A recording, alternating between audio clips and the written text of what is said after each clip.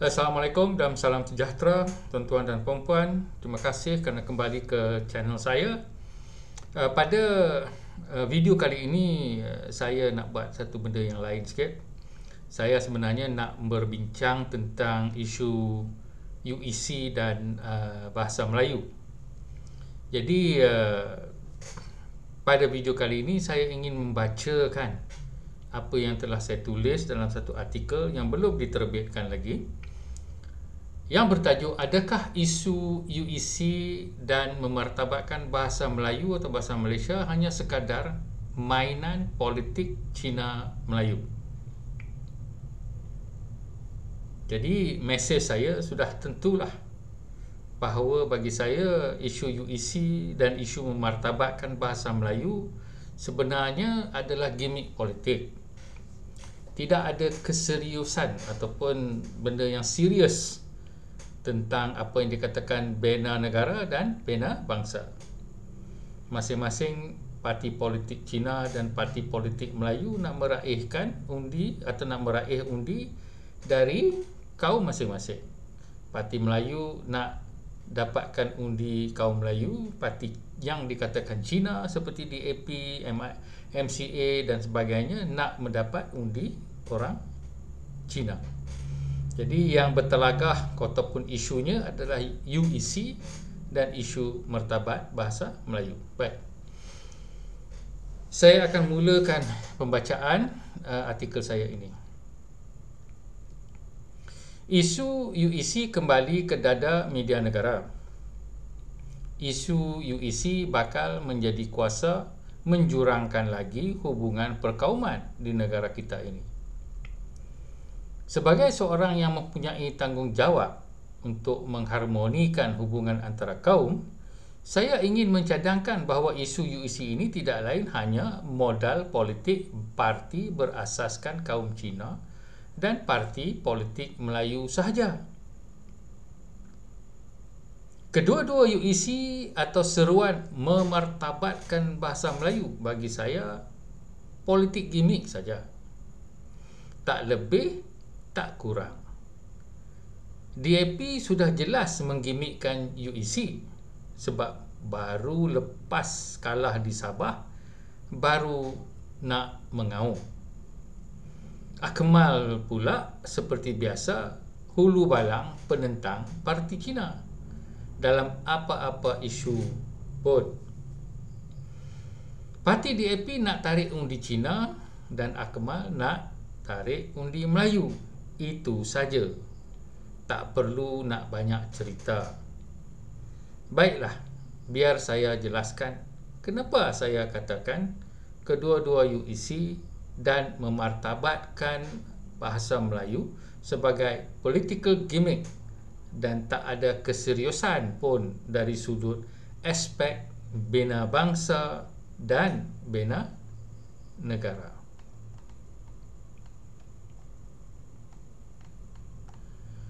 Mari kita lihat isu atau aspek UEC dulu. Apabila negara ini menjadi negara Malaysia, keputusan untuk menjadikan bahasa Melayu sebagai bahasa kebangsaan serta bahasa perpaduan telah pun dipersetujui. Apa masalah UEC tidak mengikutnya? Mungkin UEC beranggap, okeylah, you nak bahasa Melayu, kita pun ajar minimum bahasa Melayu, cukuplah. Maka mengaumlah geng Akmal bahawa bahasa Melayu UEC coknya atau hampeh dan tidak setaraf. Saya pun pernah bersembang dengan anak-anak kawan-kawan Cina yang sekolah rendah, sekolah vernacular. Seorang pun tak reti jawab soalan saya dalam bahasa Malaysia. Persoalan yang gagal difahami oleh UEC adalah bahawa bahasa Melayu bukan sekadar language atau bahasa komunikasi mudah yang boleh ditiru oleh perisian komputer. Sekarang sudah ada keupayaan AI dan perisian terjemahan yang boleh menterjemahkan apa-apa bahasa pun. Yang patut difahami adalah bahawa mempelajari sesuatu bahasa sebenarnya merangkumi budaya dan sejarah bangsa atau kaum tersebut. Maka itu adalah penting UEC mempelajari bukan sekadar aspek mekanikal sesuatu bahasa, tetapi juga makna dan budayanya sekali. Ramai orang Cina yang saya kenal, peringkat PhD pun, tak tahu guna istilah kami atau kita. Mereka hanya guna kami bagi menggantikan ganti nama us dalam bahasa Inggeris. Jadi samalah juga dengan istilah kamu pun ramai tak pandai guna dari sudut adab Melayu. Contohnya, kita tak boleh kata kepada orang yang kita bercakap tu kamu, kita kata encik atau puan. Baik, yang kedua pula, untuk membina sesebuah negara, maka perlu ada suatu naratif sama dan naratif semangat kenegaraan. Ini harus ada pada suatu kurikulum sejarah yang sama. Jadi maknanya satu naratif yang mengatakan apa dia bangsa Malaysia itu ada pada sejarah yang sama. UEC jelas tidak mengikut silabus sekolah awam. Namun demikian, saya rasa silabus dan isi kandungan subjek sejarah di sekolah awam perlu dirombak semula untuk memberi nafas baru terhadap naratif yang memperjuangkan semua kaum dan semua agama di Malaysia, dan tidak hanya fokus kepada satu kaum dan satu agama sahaja. Selepas itu, UEC perlu mengambil kurikulum yang sama. Tetapi UEC tidak langsung mahu berbuat demikian. Susahlah kita nak membina satu negara kalau begini. Sekarang mari kita fokus kepada seruan PM Anwar dan Akmal Saleh tentang memartabatkan bahasa Malaysia. Soalannya mudah je. Adakah bahasa Malaysia dimartabatkan? Pertama, kenapa di universiti awam seperti di UiTM dan banyak universiti lain, bahasa pengantarnya adalah bahasa Inggeris? Di manakah aspek memartabatkan bahasa Melayu atau bahasa Malaysia sebagai bahasa ilmu? Kedua, kenapakah bila kita beli rumah atau beli kereta, perjanjian pinjaman masih dalam bahasa Inggeris? What happened to bahasa Malaysia sebagai bahasa ilmu dan komersial? Ketiga, kenapakah Sabah dan Sarawak tak kisah langsung kepada bahasa Malaysia dan dibiarkan sistem negeri masing-masing diutamakan bahasa Inggeris? Di mana martabat bahasa Malaysia? Dalam aspek kenaikan pangkat dan pengiktirafan ahli akademik seperti saya, kenapakah markah kertas jurnal bahasa Malaysia kurang dari jurnal bahasa Inggeris? Kenapa juga ranking antarabangsa diutamakan lebih daripada ranking Universiti Bahasa Malaysia dan Bahasa Indonesia dan bahasa yang digunakan di Brunei? Kenapa profesor-profesor rakyat Malaysia ada yang langsung tak ada jurnal atau buku dalam bahasa Malaysia? Bagi saya, kalau seseorang ahli akademik yang bertugas di Malaysia, tak kira di universiti awam atau universiti swasta, patut ada sekurang-kurangnya 30% sumbangan ilmiah dalam bahasa Malaysia. Tapi sekarang tidak ada. Jadi bagi saya, ahli politik yang menjerit bahasa Malaysia sebagai maruah hanya main politik saja sebab nak undi Melayu. Kemudian orang Cina pula dan parti politik mereka 2x5 yang teguh dengan pendirian kecinaan mereka tak kisah langsung pun pasal budaya dan bahasa orang Melayu dan meraih undi bukan Melayu.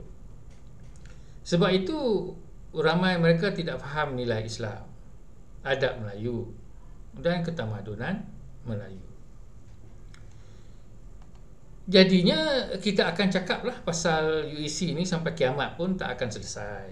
Kalau PN naik kerajaan pun 2x5 tak akan selesai.